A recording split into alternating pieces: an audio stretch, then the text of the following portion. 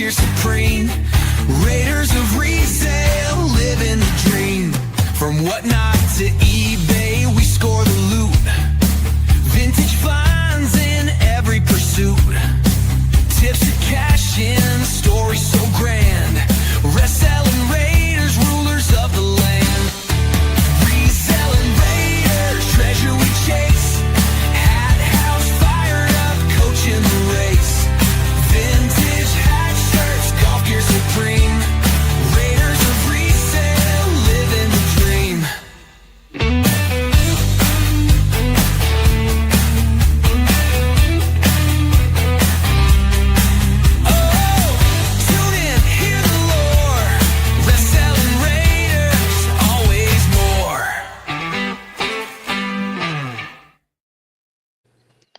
Hey everybody, welcome back to the Reselling Raiders podcast, live from the Hat House. I'm Hat House, joined by Coach Porch and Fired Up Finds. Hello, everybody. Tonight we're going to deep dive into, we definitely had some banger sales. None bigger. I thought I was going to have the big sale to talk about, but I didn't. I came up short by... Oh, we came up short combined. Yeah, I think so. And multiplied by 100. Yeah. So we're definitely going to get to some of our banger sales that we had. Fired Up had a grail sale, we'll say. And we also have some other exciting news as well. You can find this podcast anywhere you can find your podcast now, whether it's on Spotify, Apple, YouTube Music, iHeart, Pandora. Yeah, Joe Rogan better watch out, dude, because we're coming for the crown. Joe Rogan does not know what's coming for him. Yeah, because you can find us anywhere now. So Just make sure, make sure you download them there. You can always watch on the YouTube channel as well. But the second exciting news that we got a sponsor, fellas. We got a sponsor. Stop it. Somebody lost a bet. Every podcast, it just wouldn't feel right if we didn't start out with like a sponsor read, right? Somebody has to pay for this. But we got not gonna be us. So we got Applebee's. Applebee's is on board with us. So Baby! Yeah, eating good in the neighborhood. Here's your ad read. If you like microwave meals, hot flat beer, and steak you can choose for days, head out to Applebee's. Eating good in the neighborhood. Yeah, baby. Oh yeah. Eating good, literally in the hood. Do either of y'all frequent? Do y'all frequent Applebee's? Oh, totally. I go to Applebee's so much. Applebee's is my favorite food. $20 5-piece shrimp. Oh, yeah. All right, so probably 4 times a week. So if y'all don't want to be on the next ad read, any of you sponsors out there, make sure you hit me up. And yeah, Chili's, you're next, dude. I got some. I Chili's is on deck. Yeah. All right. So let's get to it. Definitely want to talk about the big sales that we've had and some bolos. So we'll kick it right over to Fired Up Finds. We'll find out how he hyped it up for 2 weeks and it didn't disappoint. So let's hear about it. Yeah. So first of all, thank you guys for all being there. Steven, thanks for being there. Coach, obviously, thank you for being there. I think I touched on it last week when I said Coach has literally been on my Whatnot shows since the very first show. So it was kind of cool just to have like the entire year go through, build yourself a little following and everything like that. And like the same guy that was there in the very first one was there, not in the last one, but in like a milestone one. So that was cool. So basically, like I told you guys, I've more or less saved up. I had saved up a lot of the best things that I found over the last, it wasn't a total year, but over the last, 8 months or something like that, probably. And I'd sprinkle in like some really good ones every single show, but like all of the best stuff I put into a bin off to the side and just wanted to have this one big show. So when I got a Red Hot Chili Peppers, and I knew that the Red Hot Chili Peppers was going to be a good shirt when I originally got it. And I thought a multi-$100 shirt. You know, I didn't think it would go into the 4 figures. And I looked it up online. I probably spent 2 hours just trying to find out where, like, what this shirt came from. And I couldn't find anything. The closest thing that I found was like one that sold for like $600 or $800 like 4 or 5 years ago. And and it was kind of like on an obscure site I hadn't heard of before. So I was kind of like, whatever, we'll see. That's the good thing about an auction. You know what I mean? Is that, you can find it out. That's what we talked 2 weeks ago about the pre-listing, because a lot of my lack of knowledge, I can pre-list. You know what I mean? Yeah. So this shirt on the screen, I have this in the store. Everybody, the whole show is saying, run this, run this, run this. Not a pro tip, because I'm definitely not a pro, but a tip for anybody that's getting into this: if you have things that are really good, and especially if they're preloaded, don't feel pressured by the chat, especially if you have 70, 80. I mean, there's over 100 people in there for a little while. Don't feel pressured by the chat to run all of the best stuff that you have at the very beginning of the show. You know what I mean? You can stagger out some of the best things because you always want something to look forward to. So anyway, I'm checking on this shirt the whole night, looking at the pre-bids, and they were stuck at like $90. And so towards the end of the show, I look at, somebody says it again, look at it, and the pre-bid is like $1,200. Wow. And I'm like, bro, and normally things like that don't happen, not to that level, but sometimes something will get pre-bidded really high, higher than what you expect. And somebody in the chat will be like, hey man, like I put an extra 0 on accident. You know what I mean? And then other people in there will be like, oh, this guy. So then they'll purposely go and put extra money on this item to get it up there. But I didn't see any of those chats. So I was like, this is super interesting. So I'm like, well, shit, we're going to run it. No, because everybody kept talking about you kept the focus on the Morocco. Yeah, see, and that's another one that I knew was a good one. But that the reason I didn't run that one off the bat was, like I said in the show, I was like, this is a me thing, not a you thing. I was like, that's just one thing that I really liked a lot. You know what I mean? Yeah. Like, I was like, everything else, I was like, I didn't really have an attachment to, but specifically because like it was a Jacksonville thing. You know what I mean? It's obviously super old, and I just liked it. I liked and how we found it. You know what I mean? Like everything about it is just, I really liked it. So I wanted it to go for a good price, solely based on my emotional attachment, which is never a true value. But that actually came through as you were doing the show, and people kept asking about it and kept coming up, and you could feel your attachment to it the way you were describing it. Like, dude, that's got even much. I mean, he was dead serious, man. Yeah. Like, yeah, I was. And that's not even close. I love that code. Yeah. And I am not selling it for that. So, yeah, that's why I told him, listen, I said, I'm a man of my word. I will run that. I'll run it even if the pre-bid was $1, but it's going to be at the very end. You know what I mean? Like, I want to give the max time to get some air under that, because, dude, we dug through a massive warehouse on the north side of Jacksonville filled with everything. Dude, there's a fire engine inside of it. You know what I mean? And that's where we found that jacket at. So it was just like, it's a whole experience. But anyway, I look at the Red Hot Chili Peppers, and it's at $1,200 is the pre-bid. So I'm like, well, dude, I was like, well, I guess we're going to run it. Amanda's not here. Like I had a bunch of my family was watching. It was super interesting. And so I pull it out. I'm like, there was a small yellow stain on the back. I did my best to get out. I could have gotten it all the way out, but it is what it is.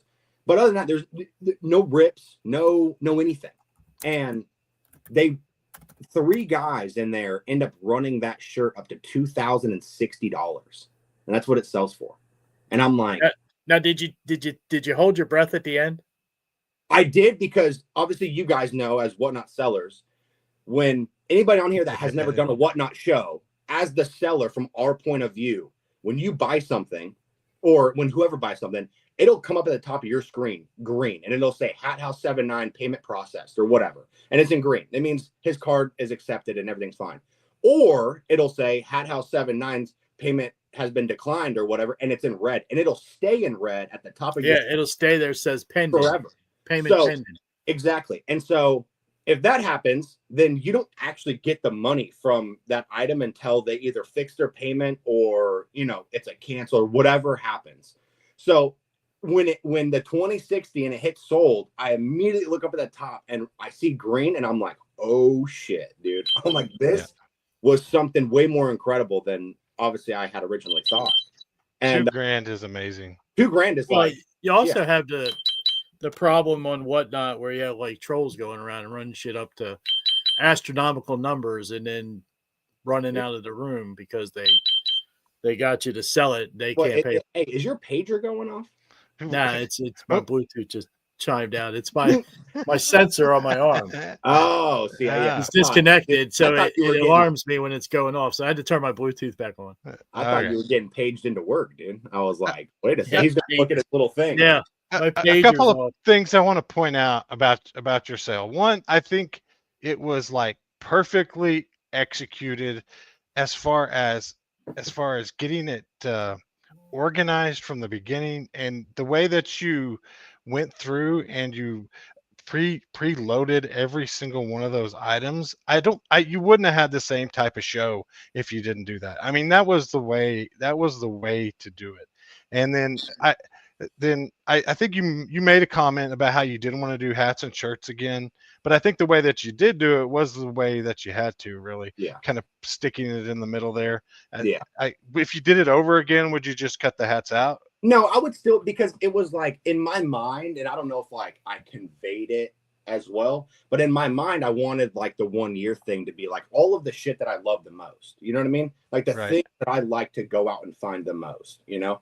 Like, I still like going out and finding some golf stuff, but it's so, you know, it's not hard for me to find those things. And everything that was in that show last Monday night was, you know, everything was super hard for me to find. Like that was, you know, it's hard stuff to find. It's not just an everyday I can go out and get that stuff. And so I just wanted it to be like, this is like, and we talk about it all the time, sourcing, and like, you know, one of my things is getting on the road. And like I put, you know, there's hundreds and hundreds of hours that have went into, you know, not just finding those exact pieces, but, you know, everything that, you know, the 4,000 items that I've sold this year on Whatnot. And so it's just kind of like this. I was like, dude, listen, I love vintage hats. You know what I mean? I probably love vintage hats more than I love anything else.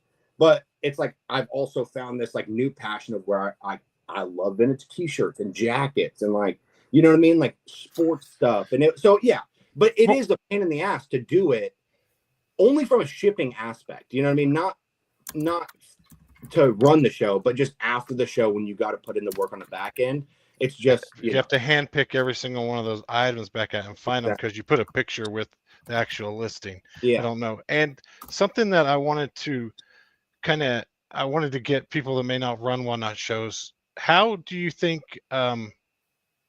when did you start getting like pre-bids on those items? So like once you loaded it, how long did it take you to start getting some actual pre-bids? Was it like when the show actually started, people actually started bidding? So I'm sorry, I didn't mean go ahead. I for that show specifically, because I knew there were so many things in there that, you know, if you go to eBay or whatever, were multi-$100 items. I made sure to load that show up. I think it was almost completely loaded like 3 or 4 days in advance of the show. You know what I mean? Because I knew that that these things were expensive. And everything, the highest pre-bid that I had was on like a random Harley Davidson shirt. It was like $30. You know what I mean? But the Metallica and like the Chili Peppers, you know what I mean? Those were all, I think when the show started, dude, I think it was like an $11 pre-bid or something like that. You know what I mean? So like everything had a little bit of a pre-bid. Almost everything had a little bit of a pre-bid, but you know, it would just be 1 or 2 bids. You know what I mean? It wasn't as much as I hoped, but definitely the day of the show, like, you know, the Metallica went up to like 50 something, which is, you know, it's still obviously super low, but it's, you know, it had been sitting at $1 or whatever, you know, the last handful of days. So, really, it was just showtime. Once showtime actually happened, definitely. Then people actually started getting engaged. They knew that you were actually going to run it, and it was, it was going to happen.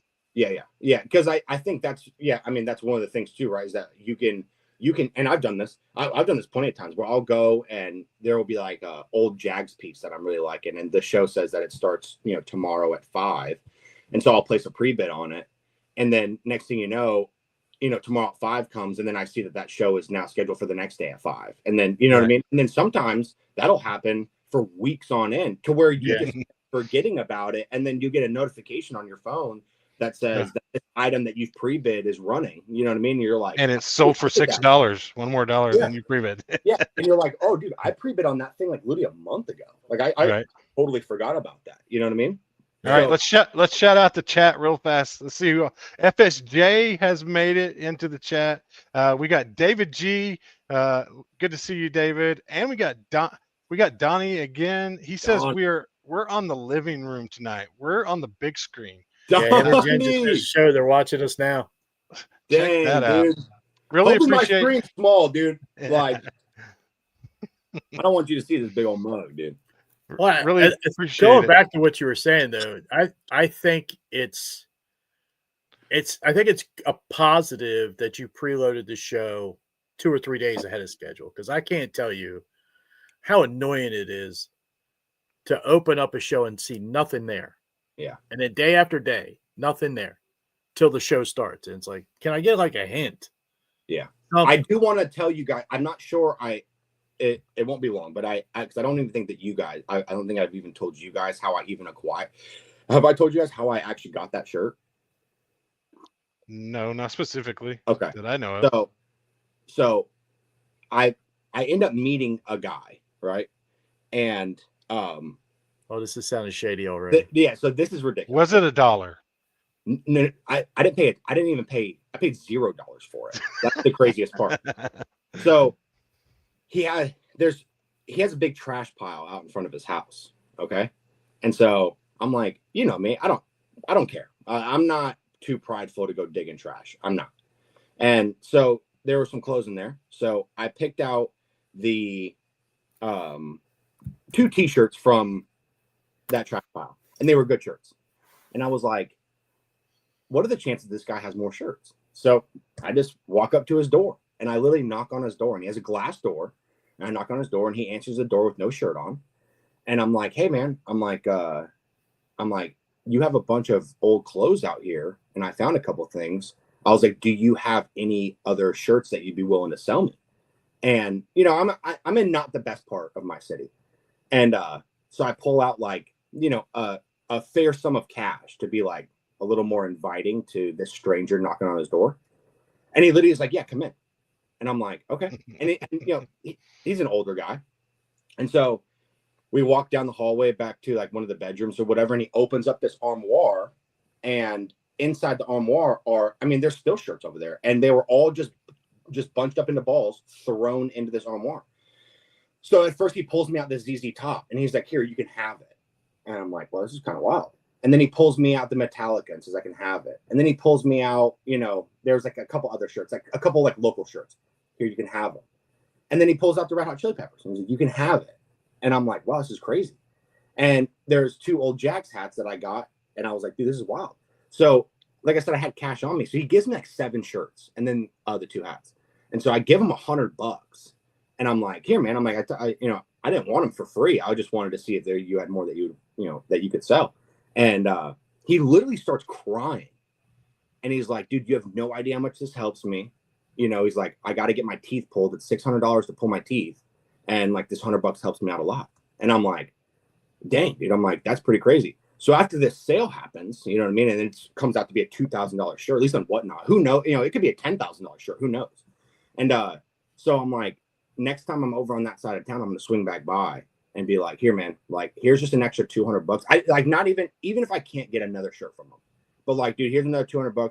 I'm not even really going to tell them like, exactly what happened because I don't really know why, but I'm just gonna be like, dude, here's a couple extra $100 because you know what I mean? It's just like the way that I came up like across that shirt is insane. I made a few dollars on this. Here, let me kick you back 10%. I mean, that's awesome. But that's fantastic. I can't believe that it just all that's the story of the shirt that is actually And the very last little thing about this, afterwards, I told Amanda, I was like, this is crazy. So I was like, I have to figure out what is this shirt? It's got to be somewhere on the internet. So yesterday I'm at work and I end up finding out that shirt came from a tour that the Chili Peppers did in 1993, and it was 6 shows. They did 6 shows. They did 2 here in America, they did 2 in Brazil, and 2 in Argentina. And the 2 shows that they did in America, one was at the Grammys, and the other one, it was at a university. I can't remember, but it was on the West Coast.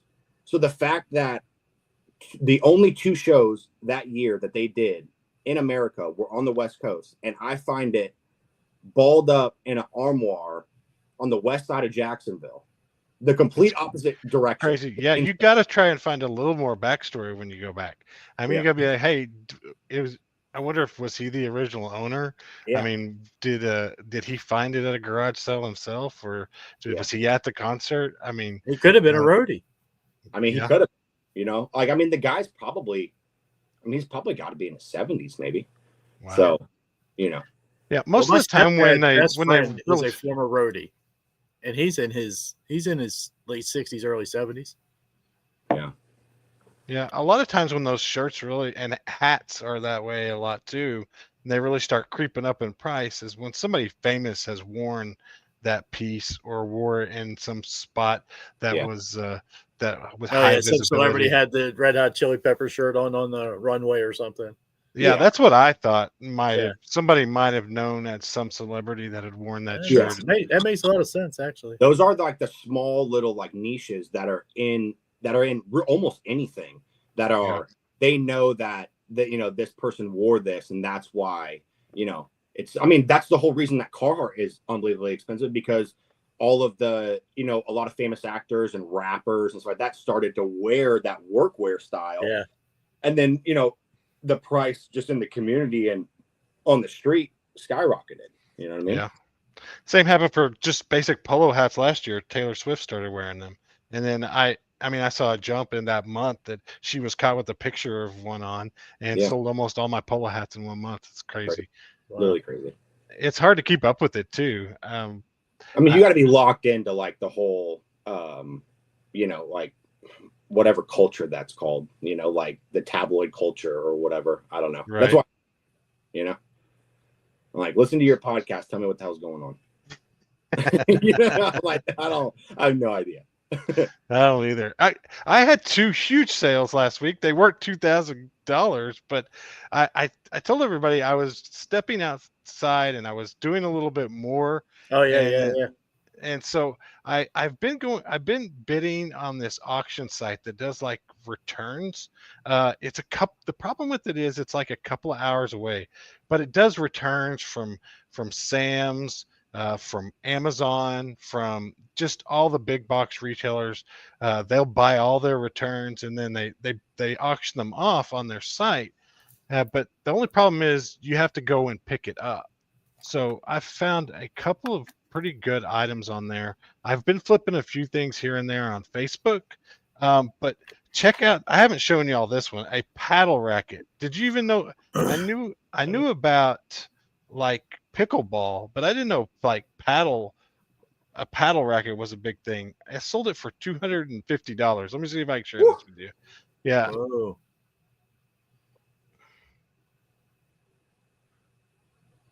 Here we go. Check that out. It was like, so you're on this auction site and I think I ended up bidding $60 for it. I mean, they have the perfect title in there. So all I have to do on this auction site is copy and paste their title into Google. And then you get exactly how, I mean, this is like a $300 racket. And then, so I knew that I could flip it on eBay pretty quick for $240, $250. So it was really cool, kind of stepping outside of the hat game a little bit, kind of looking for things like this. I don't know. I'm going to try to do it more. I picked up some bigger stuff that really I have to flip locally.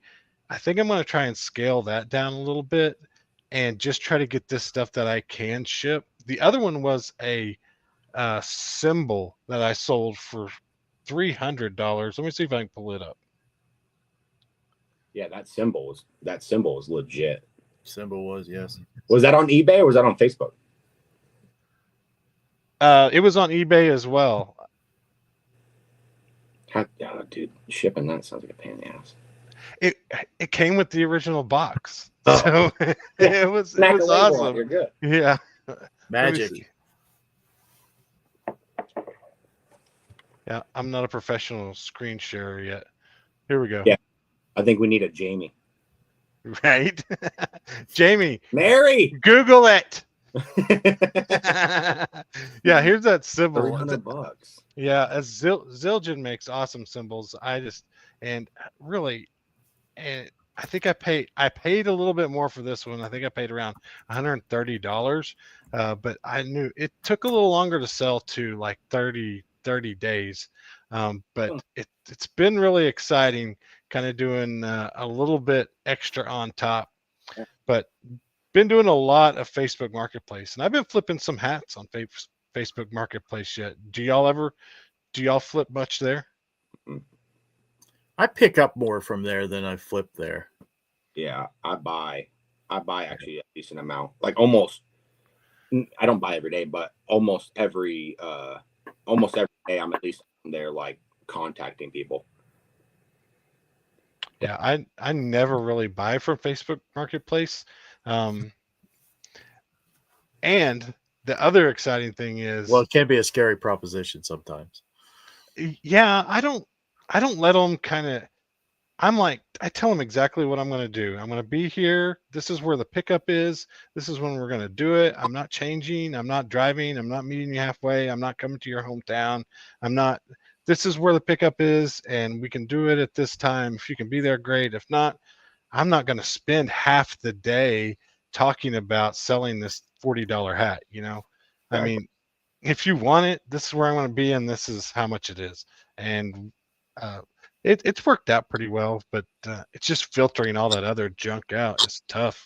Are you listing all the things from your eBay onto Facebook Marketplace, or are you only doing like Oklahoma specific stuff where you're I think I've found kind of the rhythm for it right now. I think it's I get them in, I find the cool ones, I clean them up a little bit, I take a picture of them, I put them on my Instagram, and then I put it on Facebook Marketplace. And then it usually takes like 2 or 3 days for that item to get into the eBay flow. And then if I haven't really sold it in that first 2 or 3 days on Instagram or Facebook Marketplace, then it just kicks over to eBay, and I sell it on eBay. are you And that's, getting some sales on Instagram? yeah, I've had several people message me about hats, and yeah, I've sold. It's probably about half and half. I've sold about half the hats on Facebook Marketplace, half on Instagram, and so it's been really helpful, and that's all without the fees. And Yeah, exactly. That's the big thing right there. yeah, No fees. and, yeah, going and selling a hat for $30 cash. I mean, here's the other thing I wanted. Yeah, Mhm. cash is king. Yeah, Cash is no king. fees. We had another kind of case study as well. We thought of this week. So we were talking last week about whether we want to do the fast nickel or the slow dime. Right. Which one is better? So, how do we figure out that cutoff point? I mean, where is it? I mean, where is the cutoff point for you? Well, Do you have I some think thoughts? for me personally, it depends on the item.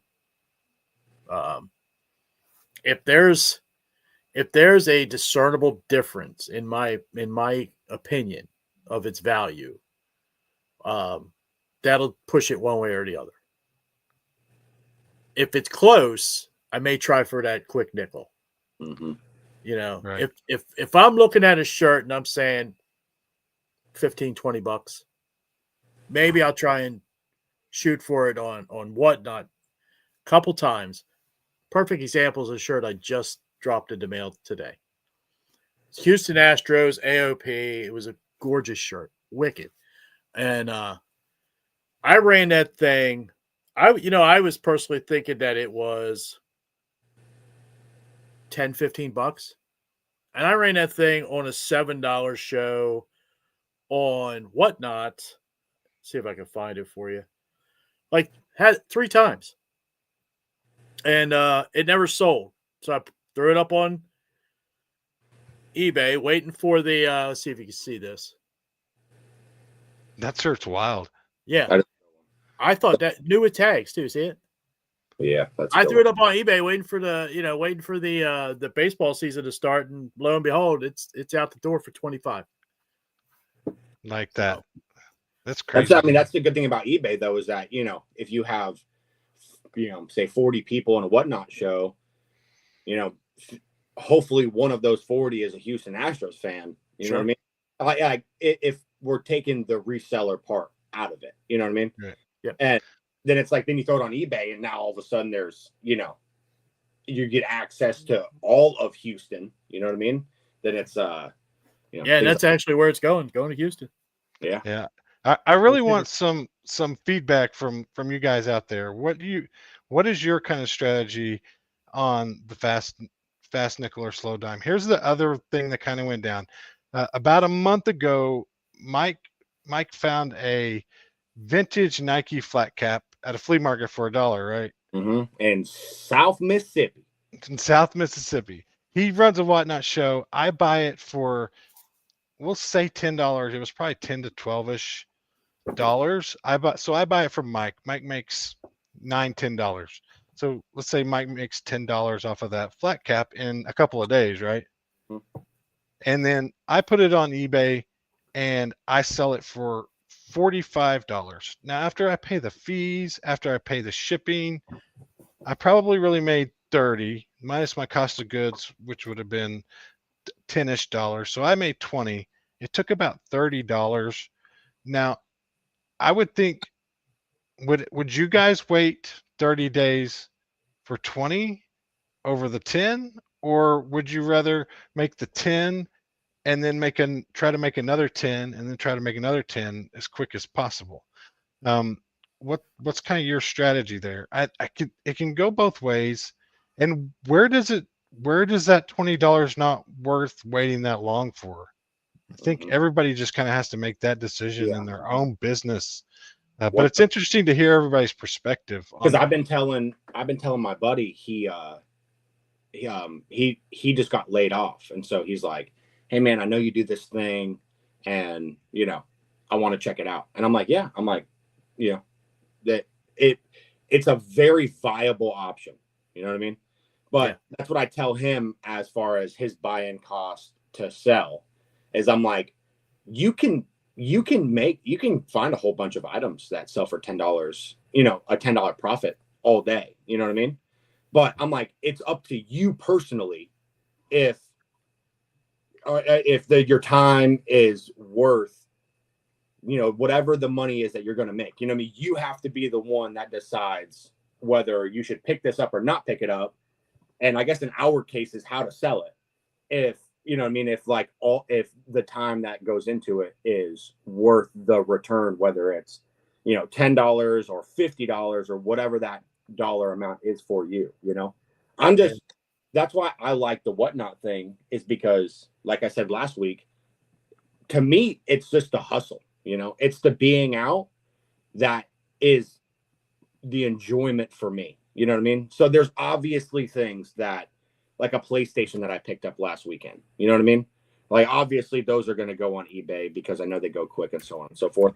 But it's, I want things out the door as fast as possible, even if it's for a lesser amount, solely because I'm selfish in that way, where it just allows me to be out, in the world more than, at home or whatever. And I don't have a lot of, I live in a townhome. You guys live in like real homes. You guys have a little more space than I do. You know what I mean? So the space factor for Amanda and I definitely plays a role in, like, how many things are we willing to keep for an extended period of time, whether that's 1 month or 6 months, because our space is limited. Right. I could store 8,000 hats at one time, just the way that I have it set up. So definitely is a big difference there. On the space is a factor. And but what do you guys think? How long will you wait to get double the profit? When is that cutoff? Really interested to hear that. Yeah, I want to know that, and I want to know what and I want to know not just double the profit, but double like the actual dollar amount. You know what I mean? Because Right. dude, like exactly what happened to us is literally the perfect example. It couldn't even happen at a better time either, because we just talked about it last week. Right. And literally like something I bought, sold to you, and you sold, and everybody made money. You know what I mean? And it was like over the course of basically like a month total, really. Right. You know, and it was like that's a good that's a good look. Now, I had asked Steven if he had bought that for me. So I'm letting you know right now, there's another one of those out there Mhm. that Right. could be flipped, because I sold it on Whatnot. Yeah. So somebody has that same exact lid out there somewhere. Whether or Yeah. not they're going to flip it or not and make the profit that Steven did is another question. I would love to find that out.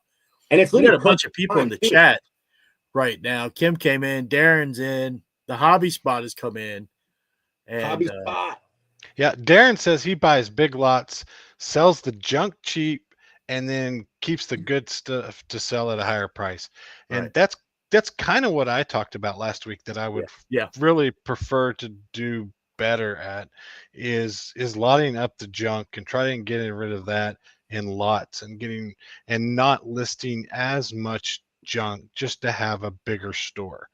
If And Darren's still in here, I'd be curious to know where he sells the junk at, because I'd be curious to know if he sell that online as well on like maybe a Whatnot type platform, or if he goes out to one of the markets like a flea market or like a flea market or something. Yeah, you know what I mean? Because like Steven was saying, you don't really have flea markets around you, right?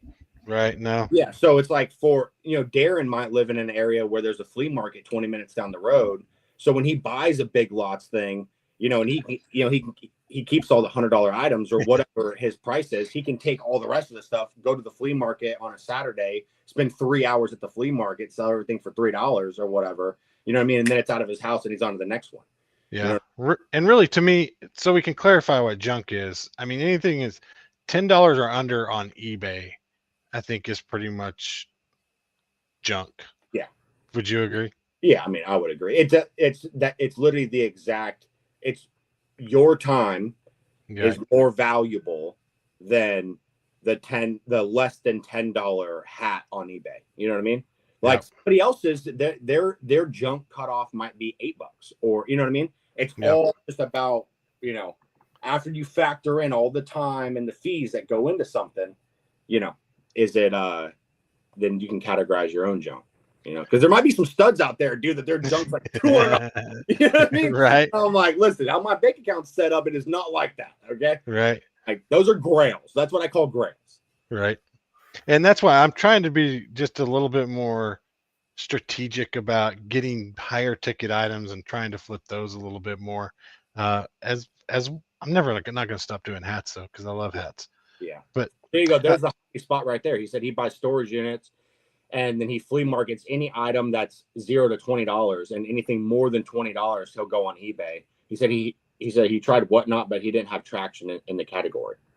Yeah, that is a tough category. I've heard a lot of people complaining on that Facebook group about the storage unit game. It's tough to kind of break into, because you got those there's a couple people in there like Corey and Jenna Jig, and there's probably 5 or 10 superstars in that category. You know what I mean? That have they've probably been there for a while. They have the eye for finding like the best units, or I don't really know how it all goes, but But it's I would also say Whatnot, it's the following build up. Huh? I said for Whatnot, it's all about the following they built up. Yeah. Every category has 5 or so big fish that have been there from day one.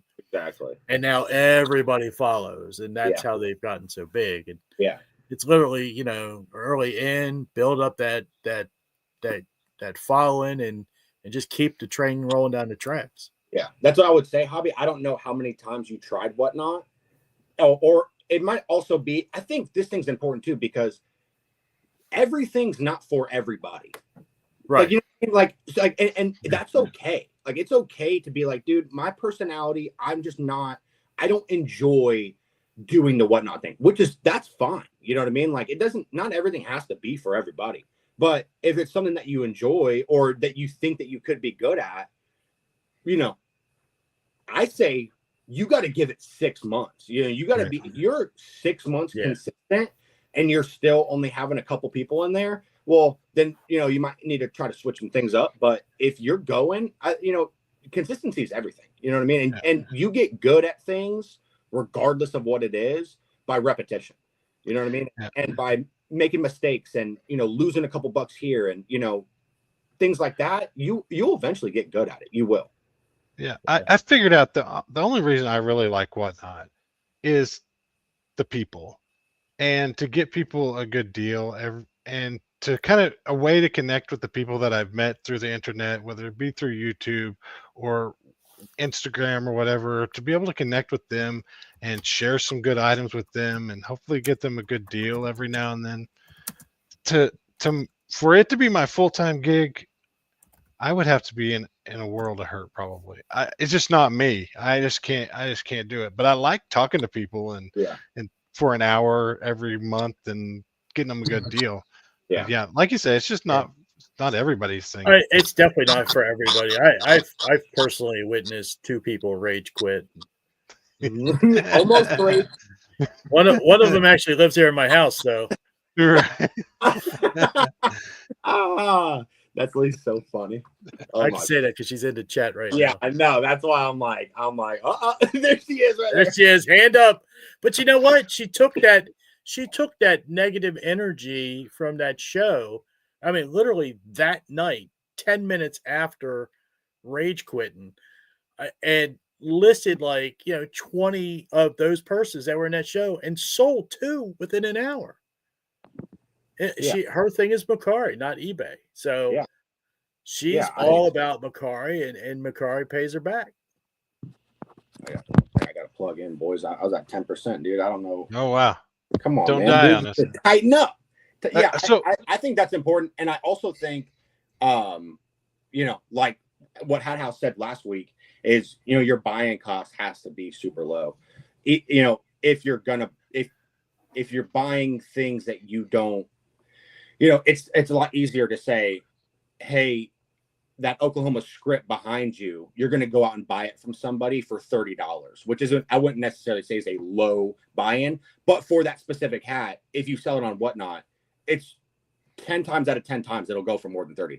Yeah, you'll just be too stressed about the show. You just won't have any fun if you're auctioning things off and obviously losing money. Yeah. And then kind of a segue, I want to get to our second one and definitely talk about how we can help with how can we market the shows better? How can we market ourselves better, our brand better? I had a lot of questions, I had like 2 or 3 people ask me this week when we kind of hit on the Instagram last week, wanting to know more about Instagram and how we can do better and how we can build our accounts on Instagram and what we can do there. I've been really fortunate. I've used a couple of strategies. I've got like 2,400 followers on Instagram, so I am not the biggest person, but I do. But he has the juice. He does have the juice, dude. Hey, he shouts you out, bud. You're getting 10 plus followers. I'm telling you right now, dude. 10 followers. Dude, easily, dude. I was like, God damn, he has got the juice, son. Let's go. So I'm sitting at 660 right now. 660, and then you just started your Instagram fired up. Yeah, it ain't nothing. It's like I got 3 or 4 months ago. 130 followers or something like that. Yeah. But you're like it's basically a brand new account that you're trying to start over. Yeah, it is. So I want to bring a couple of things to think about when you're building this Instagram. One is if you're going to do a regular account or you're going to do a business account. And I want people to think about doing the business account. The problem with the business account is you can't really use any good music if you switch over because you have to use like the corporate music. Right. But if you do switch over to business account is when you can really do the ads and you can get better analytics on how well your stuff is performing, on which posts are doing well and whatnot. But I really wanted to get to followers on how we really get more followers. First, I'll go over the things do not do. Whatever you do, do not buy any followers ever. It will totally ruin your Instagram account if you go out there and you get those bots to Yeah. follow you. Because later, when you want to run an ad and it's going to look at the same people that follow you, it's going to be all these random people, and you're never going to be able to, and when Instagram is going to suggest who to follow and who should follow you, it's Yeah. never going to have the right type of people that's going to be suggested to follow. So that's the worst thing you can do. Don't ever fall into that trap of buying followers or getting those type of followers. It's terrible. Let me pull up my list here real quick. The other was do not use the automatic eBay post either. I did that from when it first came out on eBay, probably about a year and a half ago, and it was like you can automatically take your listings that you list on eBay, and it automatically shoots them over to Instagram. Nobody wants to see your eBay listings on Instagram. They never got any likes. Nobody ever shared them. I never gained a follower by just reposting my eBay store basically onto Instagram. People do not care about that. The best way that I have found to gain followers is to follow people. It's the free way.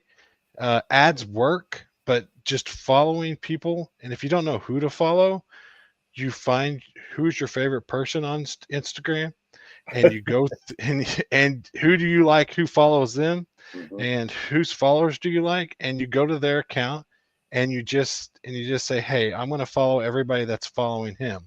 I'm going to follow all the people that he follows. The problem with this is you only get like 50 a day. Once you Right. hit that button more than 50 times, it'll say come back tomorrow. Basically, you can't. So it takes time. It's like everything. Especially also it doesn't think you're a bot doing it. Right. Yeah. And it's like anything. It's consistency. You gotta do it every single day. And some of those people will follow you back. You'll get good followers that way. That's how you get good followers, is by actually following other people and then following you back. And the second thing that I do too, though, is if I don't interact with people, I will unfollow them. If they're not going to like my stuff and they're not posting anything that I'm liking, I'm probably not going to continue to follow that person anyways. I mean, it's just the way that it is. Not trying to be mean to anyone, but you have to be engaged with Instagram and me, or I'm not going to continue to follow you. So I think that part's really important too, to keep your list right. And when Instagram's looking for who to follow, is to make sure you clear out those people that you really don't ever like their stuff and they don't ever really like your stuff.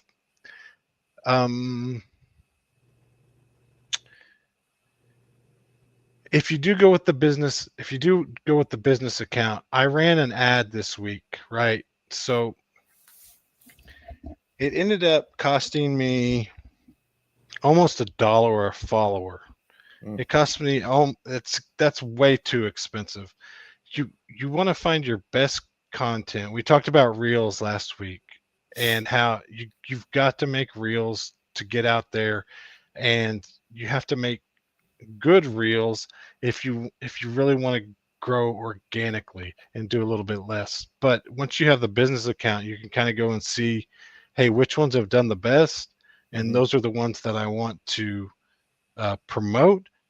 But it's not going fiscally, what's the word I'm looking for? You're not going to get that ROI you're looking for. Right. ROI. You're not going to get the ROI on an ad. I mean, you will pick up some people, but you couldn't afford to grow to 2,000, 5,000, 10,000 followers just on ads that I have found so far. Right. So really it's about following people, and maintaining your list, dropping off the dead ones, and then keep following people that are kind of in your community, and hopefully they'll follow you back. But Yep. And I don't. I say you got to add in the interaction as well. I mean that because you could take most of what you just said for Instagram over to Whatnot as well. For You know sure. what I'm saying? I mean, you don't have to worry about Whatnot offering you up who to follow and all that. But if you take some of those philosophies you have for Instagram to Whatnot, and then you're going into other people's shows, you're interacting, you're being supportive of the other sellers and interacting with the other buyers, even if they're not buyers, they're just there to hang out, whatever. But being part of the community, which is the big thing of Whatnot, that's the largest attraction Whatnot has, other than the best prices that you could find on the planet. Right. Yeah. Right. But it's all, everybody falls in love with the community. Yeah. So you got to be part of it. Yep. Yeah, you got to spend time when you're not running shows. I mean, you both do a really good job of that. I think Coach might be, in my opinion, one of the best at being in, so many different lives or whatever. I called him the Whatnot ambassador. Oh, I mean, yeah, this guy, he goes into so many lives and like people know him in there. And then you can see that, on the flip side of that coin, like when he goes live, a lot of those people that are not only doing the live that he's in, but also the people that are just in the chat and interacting will come to his live, And even if you were to convert 10 or 15% of those people to buyers, that's 10 or 15% more people than you would have if you, were Right. never. And that's what I tell people, man. Just come hang out. Look. Yeah. You see something you like? Go into another person's show when you're not running, and you don't even have to be a buyer. Like maybe, maybe the budget's tight. Maybe they're just they're not having things that you necessarily want or need. You just got to be in there chit-chatting. Be like, dude, that was a good pickup. Damn, that's a good shirt. That's a, this, that, and the other. So, you know what I mean? Like, yeah, you got to be. I don't think people realize, it's okay to not buy. I mean, obviously we're there to sell. That's what we want to do. But if you're in a situation where, hey, you don't get paid till next week, money's a little tight, come hang out, because you and 5 other people hanging out add 6 people to my show. That number then goes up, and then I rise to the top of the algorithm for that night. So that there's a method to the madness of just come hang out. Yeah. Obviously you're adding to the chat. It makes it a valuable moment. I mean, we're having a quality, like the other night, there was 50, 60 people in the show, and I'm trying to run the show, and you guys are maintaining the chat. And from what I could see, because it was starting to roll pretty good, it looked like it was a good time. Right. People start having side conversations about stuff. That's when your shows get good. Yeah. Right. Yeah, you want people to go in there and it's like, it's like they've just entered a group chat with their friends. You know what I mean? Like that's what you want, Like I'm like, dude, I don't even have to be a part of every conversation that happens in my shows. I'm like, sometimes I'm like, I'm totally lost. I don't even know what the hell's happening. Just like in my actual group chats on my real phone. I'm like, sometimes I'm just like, dude, I'm here, I guess. But like, you guys are doing your own thing, which is cool. What I missed? Yeah. Well, I mean, somebody catch me up. Exactly. I'm like, I just read through it and I'll be like, dang, all right, sweet. As long as people are, as long as they're enjoying themselves. The same thing with Instagram, I think, like, my personal Instagram has, over 1,000 followers, and not all of those like my actual like people that I really know. Cause I got big into fishing I fished my whole life, but so, a ton of my followers on my personal Instagram are a lot of like fishing, people. And I did the exact same thing that Steven just talked about was, I'd go to like the big guys, I'd follow a lot of their stuff. I'd always like, so on and so forth. And then, you just will get followers that way, and then if people aren't posting things that you enjoy, that you followed, then I just unfollow you. I'm like, and if you unfollow, and you'll lose followers too, you know what I mean? Like everybody's doing the thing, and it's like, hopefully more of yours stick than don't, you know what I mean? And then it's like, you also get to discover, people that are like have interesting content and post reels and like things that you like, and you're like, oh dude, this is cool. Yeah, I think I lost like 15 to 20 followers this week, but I still had a net gain. Yeah. I mean, not everybody's gonna like what I do, and I get that, and I can't take it personally. The last thing I want to say, Darren brought it up, that he likes the reels, but can't really figure out how to do them. The number one app to making reels and to making easy content is CapCut. CapCut is what I use everything to make every video on my computer, but the app on your phone, CapCut, and I know it's probably Chinese spyware and whatever, and it's and it did get shut down from the TikTok ban. It went down to, I think TikTok owns CapCut, but it's one where you can just hit AI. You can put in like 15 pictures. Say you just took 15 pictures of polo shirts or hats or whatever it may be, and it's how you get away from just regurgitating your eBay store look, and you can just use AI to put like 12, 15 pictures in, and it will actually cut those pictures up and zoom in and put it with music and all of that, and it'll make some really good reels. So if anybody's looking to making content easily, they definitely got to get CapCut. And it's easy to use on your phone, but also the computer. I've used all these other ones.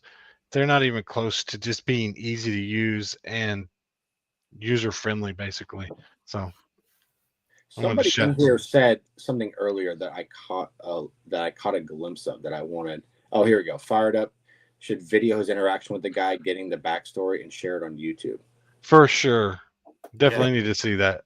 I've been Amanda and I talk about, I know we're kind of coming to the end or whatever, but Amanda and I talk about YouTube all the time, and I'm like, for as outgoing and not like not that I don't care what anybody thinks about me. I think that's like a dumb thing, but I'm still like, dude, YouTube just seems very like nerve wracking to me, because we like have a GoPro and everything and so on. And I literally, for some reason, I can't put it on out in public. I don't know why. I have a block, and it's the dumbest thing ever. Cause I'm like, I'll go up to your great grandma and have a 2-hour conversation with her. I swear on my life I will, I'll talk about bacon. Yeah. And, you know what I mean? You're like, and how nice your nightgown is, but I can't have a freaking GoPro on, dude. It I don't know what it is about that. Well, I mean, that changes the situation then. If you got a GoPro on, grandma might not talk to you about her nightgown.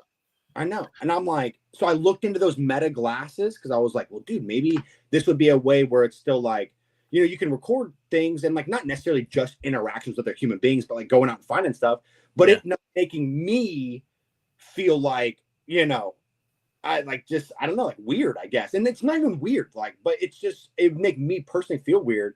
And then it's like, oh, hey, yeah, it only records 3 minutes at a time. And I'm like, yeah, whatever, dude. I'm like, but that I mean, I'll try to do that, if I don't do it, it'll only be because of my just random unnecessary insecurity about it. You know what I mean? That'll be it.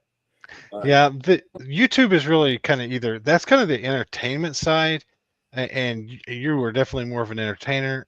The other way to do YouTube has to be how to. The biggest video that I ever had that blew up, and really the only, I guess, viral video that I've had was washing hats.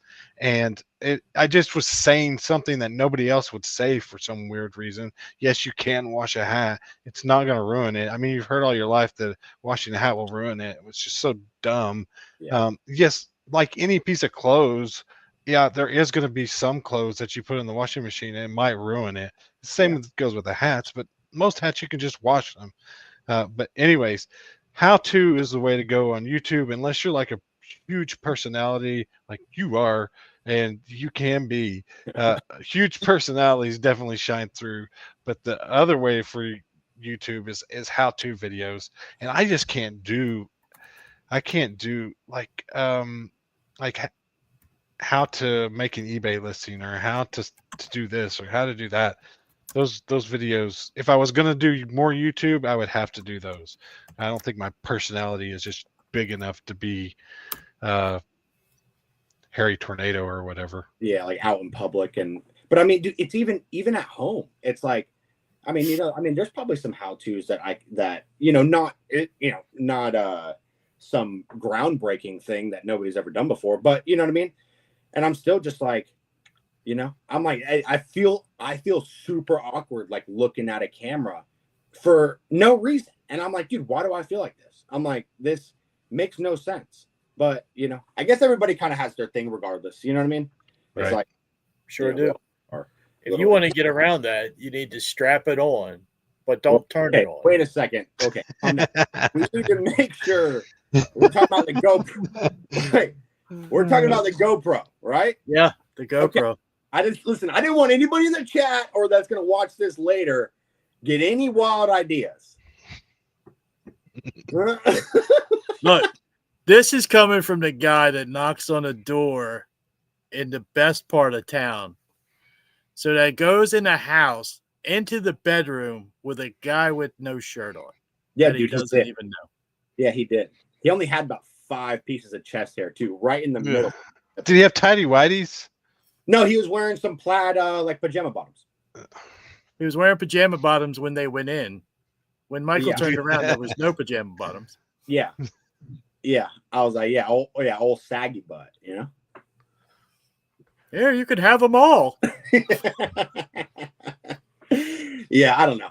I really should. And also, I know we're running out of time. I don't know, whatever, if you guys want to end it. But there's a guy that has a decent following on YouTube too from my city called Firebender.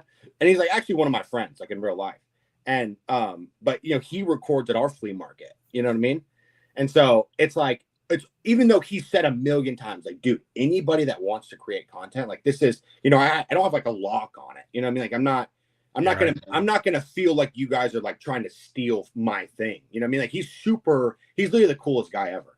But we'll go with him. You know what I mean? Well, yeah, but it's also like, damn, I feel like if I have a GoPro on, even though he said that he doesn't feel like this, I'll still feel like he's feeling like this. You know what I mean? So it's like, damn, dude, I don't want to do the same thing in my same city where somebody's also doing it, because I feel like I'm trying to steal their thing or whatever. But yeah, I don't know. I guess it's all about me. But yeah, your insecurities. The source. Well, right. But the other side of that next week on the Raiders of Reselling. The other side of that is if you actually go with him, you're providing content for him. Yeah, right. You're helping him out. Yeah, for sure. We're gonna invite a psychiatrist next week here to Raiders of Reselling to help Mike and talk through his camera issues. Yeah. I have freaking right block of just like, where on the head did he touch you? Just keep spinning it, dude. And I'll be like, next thing you know, I'll be like, everybody's like, acid. That thing's sick, dude. I might need that actually. I might need that for available for sale Saturday night, 7 p.m. Eastern time. There we go. Y'all better put more than $10 on it, because I got a 10 spot for that one for Coachella next year. So I'm gonna be out there raving with my nips out. That one's nice too. This Jack's colors there. Yeah, dude. Look at what I'm saying. All right, Coach. You're gonna be Saturday night at the usual time? Yes, sir. Saturday night, 7 p.m. Everything you see behind me right there. Look at that. Yeah. Yeah, Coach is locked and loaded. What about you, Fired Up? Are you still recovering? Yeah, I'm good. Yeah, I'm good for a while. I have something scheduled like towards the middle of the month of next month, but I told Amanda because I did a Sunday show and a Monday show, and Sunday show was 75 pieces alone, and then 200 and something pieces on Monday. So I overwhelmed Amanda with the amount of like work that I did the last week or so. So I told her I would take a couple weeks and we would just go and do stuff, and so. Okay. You chill out for a couple of weeks. Yeah. You gotta reload anyways. Oh yeah, it's a little bit like climbing Mount Everest in a way, because it's like I feel like once you climb Mount Everest and touch the tip, no, just yeah, okay. Well, and it's that's how I wanted it to come out, but and so it's kind of like the other mountains are, that you go to climb, or they don't seem as nice once you get a crazy sale like that. So yeah. I gotta just take a little break and get the wind back under my wings. All right.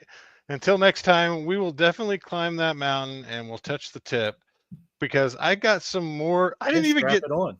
and strap it on next time, all for you guys. But I didn't even get to some of the more exciting news that I had either. I think I shared it with you guys yesterday, but I've got more exciting news. I still didn't get. An hour goes by really quick. So definitely got to update you guys on some more stuff next week as well. And I'm sure we will be back. And we never know what time, though, is the only problem. Tuesday, Wednesday, or Thursday, 7 or 8 o'clock ish.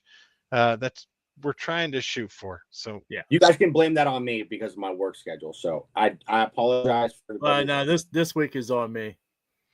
Yeah, I will say we can completely and utterly blame Coach this week. Absolutely. But typically it's, because my work or whatever. But yeah.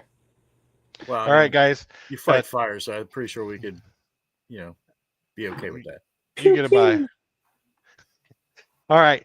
Make sure and check us out anywhere you can get your podcast. I think I uploaded it everywhere. So I appreciate you guys, and we'll definitely see you next week. Thank you, guys. See ya. Appreciate it. As my granddaughter does. Oh. Thanks, guys.